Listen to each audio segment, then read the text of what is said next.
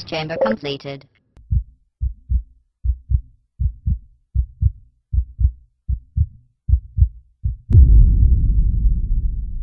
Hi, this is Dodger, and you are in the throes of what may or may not be my show. Ooh, alternate universes. Maybe in this universe I do StarCraft commentaries. So the Warhammer 40k MMO that's coming out has finally released a race to us, but it's not one of the ones that everybody was sitting around waiting for.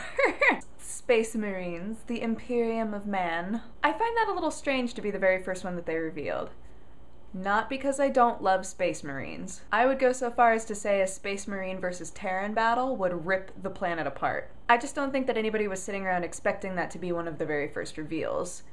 And honestly, as long as Necron are eventually involved, I don't really care. Like, I'm happy. Even if the game turns into a giant grindfest, like, robots make everything better, I think. It's like the first time I played D&D, one of my friends was a Warforged. It's a little hard in-game to figure out how to hide a Warforged.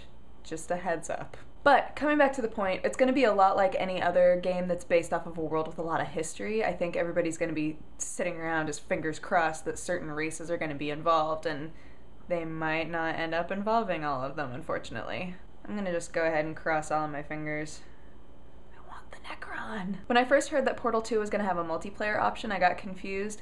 Not because I didn't think that they could figure out a way to make it work, but because I personally couldn't think of a way to make it work. And of course Valve knew, because they eat Brilliance brownies for breakfast.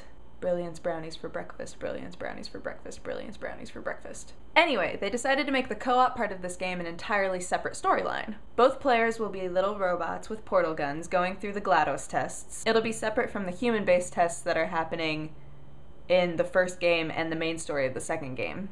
They gave us a teaser, but it's very short, and I've used most of the footage in this episode already, but I'm still going to link you guys to it so that you can see it in its entirety, because it's really cool. I'm really excited to play it. For those of you who really liked the Scott Pilgrim game, which it sounds like a lot of you did, the chiptune music from it is by a band called Anna Monoguchi, and they are putting all of that music up on iTunes. It's not up yet.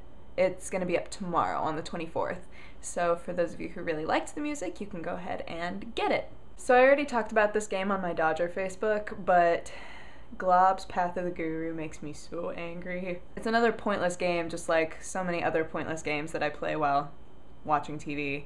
But I sat on my friend's couch and I literally played this game for like hours. Now, while I doubt that any of you are going to sit around and play it for as long as I did, you should know that this game starts off deceptively easy. You start off with a bunch of globs of different colors, and you have to click the little circles at the top that are different colors to mesh like colors together. The hope is that you get the entire stage to be just one color, and that's how you win each level. As you get further on, you want to punch your computer, like for real. When I started packing up my little old Spock and my young Spock, that was when I knew. A rescue attempt would be illogical. So true. You are so wise. But that's all I've got for you today. I hope that your weekend went swimmingly, and I hope that your week starts off great, and I will talk to you guys again on Wednesday. Awesome. So long. Bye-bye.